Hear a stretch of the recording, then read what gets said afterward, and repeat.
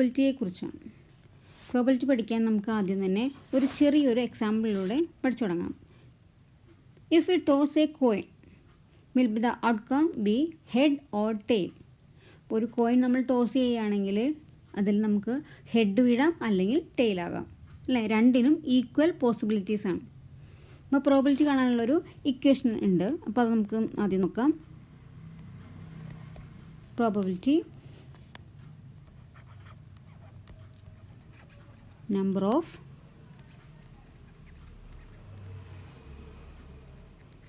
favorable outcome, number of favorable outcome divided by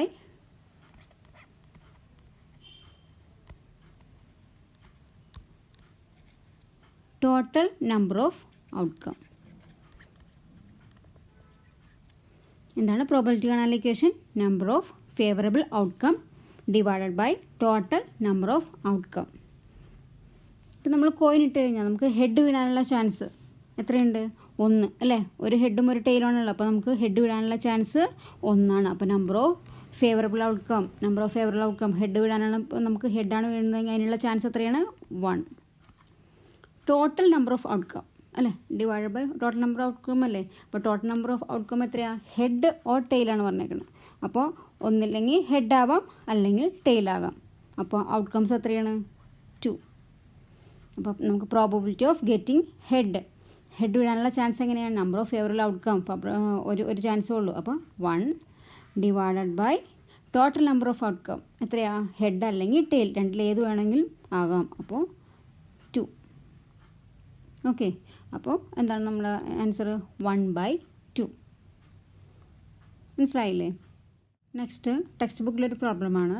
A bag has 4 red balls and 2 yellow balls. The balls are identical in all respects other than colour. അപ്പോൾ ഒരു ബാഗിൽ 4 red ബോൾസും 2 yellow ബോൾസും ഉണ്ട്.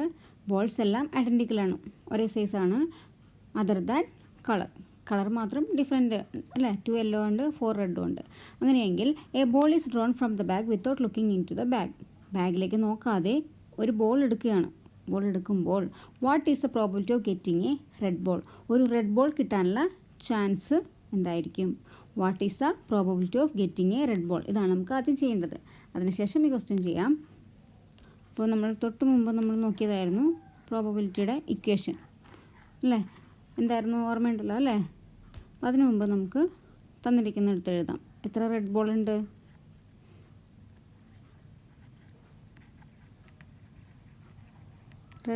Red balls എത്രയാണ്? 4.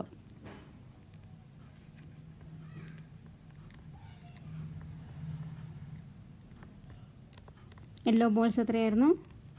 2 അല്ലേ. 4 red ബോൾസും yellow ബോൾസും 2 ആണുള്ളത്. ഇനി നമുക്ക് total outcomes കണ്ടുപിടിക്കാം. ടോട്ടൽ ഔട്ട്കംസ് എങ്ങനെയാണ് കണ്ടുപിടിക്കുന്നത്? ടോട്ടൽ ഔട്ട്കംസ് എങ്ങനെയായിരുന്നു? 4 റെഡ് ബോളും 2 യെല്ലോ ബോളും അല്ലേ. 4 റെഡ് ബോളും 2 യെല്ലോ ബോളും. അപ്പോൾ 4 + 2. ടോട്ടൽ ബോൾസ് എത്രയാണ്? 6. Total outcomes equal to 4 + 2. Total ball എത്രയായിരുന്നു അതിൽ ബാഗിലുള്ളത്? 6. അങ്ങനെ നമുക്ക് 6 എഴുതാം. ഇനി probability of getting a red ball ആണ് ചോദിച്ചേക്കുന്നത്. Probability of getting a red ball എന്തായിരുന്നു equation? Number of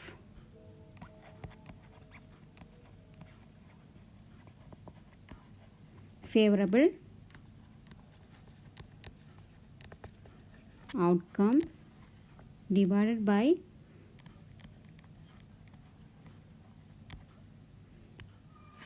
total outcome അല്ലേ. അപ്പോൾ number of favourable outcome by total number of outcome. അപ്പോൾ നമുക്ക് probability of getting a red ball favourable outcome എത്രയാണ്? Red ball കിട്ടാനുള്ള red ball എത്ര ഉണ്ട്? 4. അപ്പോൾ number of favourable outcome probability of getting a red ball കിട്ടാനുള്ളത് favourable എത്രയാണ്? 4. ഇനി ടോട്ടൽ ഔട്ട്കം എത്ര നമ്മൾ കണ്ടുപിടിച്ചിട്ടുണ്ട്? എത്രയാണ്? 6.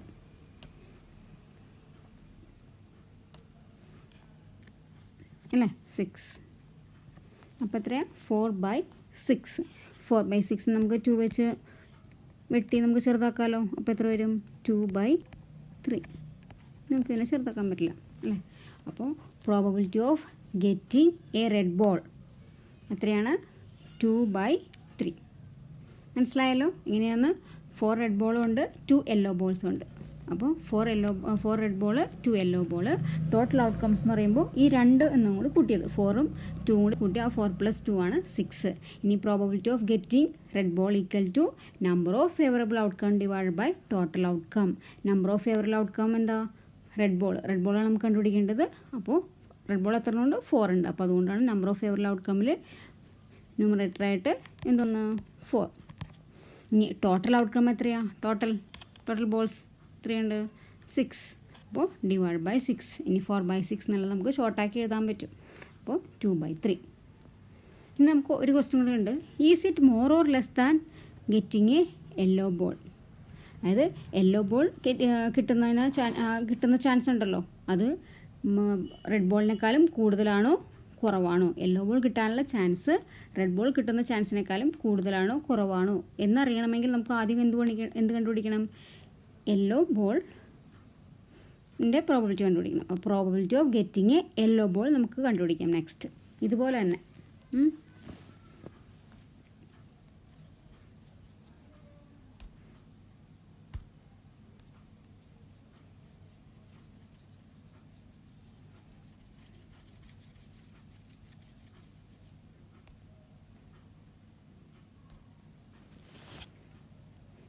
ആയിരുന്നു probability of getting yellow ball equal to എന്താ number of favourable outcome divided by total number of outcome. അല്ലേ ഔട്ട്കം ആണെന്ന് എനിക്ക് മനസ്സിലായില്ലേ? അപ്പോൾ probability of getting yellow ball is equal to number of favourable outcome divide by total number of outcome. അപ്പോൾ നമുക്ക് ഈ പ്രാവശ്യം കണ്ടുപിടിക്കേണ്ടത് യെല്ലോ ബോളാണ്. അപ്പോൾ യെല്ലോ ബോൾ എത്രയാണ്? നമ്പർ ഓഫ് ഫേവറബിൾ ഔട്ട്കം എത്ര വരും? അപ്പോൾ 2. നമ്പർ ഓഫ് ഫേവറബിൾ ഔട്ട്കം എത്രയാണ് 2. യെല്ലോ ബോളല്ലേ കണ്ടുപിടിക്കണ്ടേ. അപ്പോൾ നമ്പർ ഓഫ് ഫേവറബിൾ ഔട്ട്കം 2 ആണ്. ഇനി ടോട്ടൽ നമ്പർ ഓഫ് ഔട്ട്കം എത്രയാണ്? ടോട്ടൽ 4ഉം 2 കൂട്ടി 6. അപ്പോൾ 6/2. 6/2 നമുക്ക് ചെറുതാക്കാമല്ലോ. അപ്പോൾ 1/3. 2 വെച്ച് രണ്ടിനെയും വെട്ടാൻ പറ്റും. അപ്പോൾ 1 2s are 2, പിന്നെ 3 2s are 6. അപ്പോൾ 1/3 കിട്ടി. അപ്പോൾ probability of getting yellow ball is equal to 1/3. നേരത്തെ എത്രയാണ് നമ്മൾ കിട്ടിയത്? Probability of getting red ball എത്രയായിരുന്നു കിട്ടിയത്? 2/3. അപ്പോൾ 2/3 ആണോ? 2/3 ഉണ്ട് റെഡ് ബോളിൻ്റെ. യെല്ലോ ബോളിൻ്റെ 1/3. റെഡ് ബോളിൻ്റെ എത്രയാണ്? 2/3ഉം യെല്ലോ ബോളിൻ്റെ 1/3. അങ്ങനെയാണെങ്കിൽ ലാസ്റ്റ് ക്വസ്റ്റിൻ്റെ is it more or less than getting a yellow ball? ഇതിനാ ചാൻസ് റെഡ് ബോളിന് അല്ലേ. അപ്പം എന്തെഴുതും? Probability of getting a red ball is more than that of A yellow ball. എന്താണ് ആൻസർ? ഈ സെക്കൻഡ് ക്വസ്റ്റിൻ്റെ ആൻസർ എന്താണ്? Probability of getting a red ball is more than that of getting a yellow ball. ഇത് yellow ball കിട്ടുന്നതിനേക്കാൾ chance കൂടുതൽ എന്തിനാ? Red ball കിട്ടാനാണ്. Red ball കിട്ടാനാണ് yellow ball കിട്ടുന്നതിനേക്കാളും chance കൂടുതൽ. Okay, മനസ്സിലായില്ലേ രണ്ട് ക്വസ്റ്റ്യൻ എങ്ങനെ ചെയ്യുന്നുള്ളത്? ഓക്കെ, ഇനി നമുക്ക് നെക്സ്റ്റ് പ്രോബ്ലം ചെയ്യാം. Next question, suppose you spin the wheel, list the number of outcomes of getting a green sector and not getting a green sector on this wheel. ഇപ്പോൾ right സൈഡിൽ നമുക്കൊരു picture തന്നിട്ടുണ്ട് വീലിൻ്റെ. ആ wheel spin ചെയ്യുകയാണെങ്കിൽ first എന്താ കണ്ടുപിടിക്കണ്ടേ? Getting a green sector. Number of outcomes of getting a green sector കണ്ടുപിടിക്കണം. അപ്പോൾ അത് കണ്ടുപിടിക്കാനായിട്ട് നമുക്ക് ഈ വീലിൽ നോക്കാം പിക്ചർ. അതിൽ എത്ര സെക്ടറിൽ ഗ്രീൻ ഉണ്ട്? 1 2 3 4 5. എത്ര സെക്ടേഴ്സിൽ ഗ്രീൻ ഉണ്ട്, ഗ്രീൻ കളർ ഉണ്ട്? 5 അല്ലേ? അപ്പോൾ നമുക്ക് ആൻസർ ഈസ് 5. അപ്പോൾ number of outcomes of getting a green sector, green സെക്ടറിൻ്റെ ഔട്ട്കംസ് എത്രയാണ്? 5. Next number of outcomes of not getting a green sector അല്ലേ? ഗ്രീൻ സെക്ടർ അല്ലാതെ ഉള്ളതിൻ്റെ ഔട്ട്കംസ് എത്രയാണെന്നുള്ളത്. ഗ്രീൻ സെക്ടർ അല്ലാതെ പിന്നെ വേറെ ഏത് കളറാണ് തന്നിരിക്കുന്നത്? റെഡ്. റെഡ് അല്ലേ? റെഡ് എത്ര എണ്ണം ഉണ്ട്? 1 പിന്നെ 2 3. അപ്പോൾ എത്ര സെക്ടർ ഉണ്ട്? Number of outcomes of not getting a green sector, green sector കിട്ടാതെ ബാക്കിയുള്ള ഔട്ട്കംസ് എത്രയാണ്? റെഡ് ആണുള്ളത്. ആ റെഡ് എത്ര എണ്ണം ഉണ്ട്? നമ്പർ 3. ഓക്കെ അല്ലേ? ഇനി നമുക്ക് അടുത്ത് ടോട്ടൽ ഔട്ട്കം കണ്ടുപിടിക്കാം. ടോട്ടൽ ഔട്ട്കംസ് എത്രയാണ്? ഈ 5ഉം 3ഉം തമ്മിൽ ആഡ് ചെയ്യണം. നമ്മൾ തൊട്ട് മുമ്പ് ചെയ്തതാണ് ഇങ്ങനത്തെ പ്രോബ്ലം.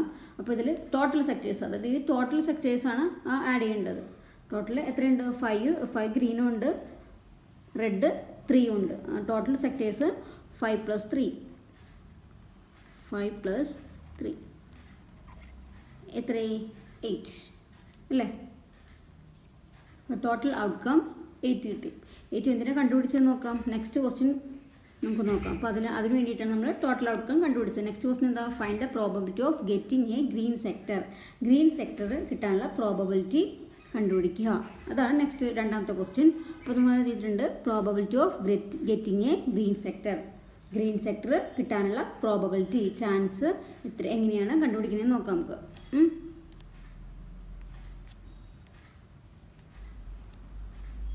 ഇൻഡിക്കേഷൻ എന്തായിരുന്നു?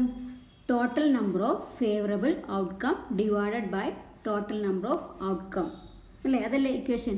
അപ്പോൾ ഇതിൽ total number of favourable outcome എങ്ങനെയാണ്? ഗ്രീൻ സെക്ടറാണ് വേണ്ടത് അല്ലേ? പ്രോബബിലിറ്റി ഓഫ് ഗെറ്റിംഗ് ഗ്രീൻ സെക്ടറാണ്. അപ്പോൾ ഗ്രീൻ സെക്ടറിൻ്റെ ഫേവറബിൾ ഔട്ട്കം എത്രയാണ്? 5 സെക്ടറല്ലേ ഗ്രീൻ ഉള്ളത്? അപ്പോൾ 5. ഇനി total number of outcome, total എത്രയാണ് നമ്മൾ കണ്ടുപിടിച്ചിട്ടുണ്ട്? ടോട്ടൽ നമ്പർ ഓഫ് ഔട്ട്കം എത്രയാണ്? 8. അപ്പോൾ 8. അപ്പോൾ ആൻസർ എത്രയാണ്? 5/8. മനസ്സിലായില്ലേ? ഇനി നെക്സ്റ്റ് മൂന്നാമത്തെ ക്വസ്റ്റ്യൻ ആണ് find the probability of not getting a green sector. Green sector അല്ലാതെയുള്ള സെക്ടർ കിട്ടാനായിട്ടുള്ള പ്രോബബിലിറ്റി എങ്ങനെയാണ് കണ്ടുപിടിക്കാൻ നോക്കാം. ഇനി find the probability of not getting a green sector. Green sector അല്ലാത്തുള്ള അതിൻ്റെ പ്രോബബിലിറ്റി എങ്ങനെ കണ്ടുപിടിക്കുക?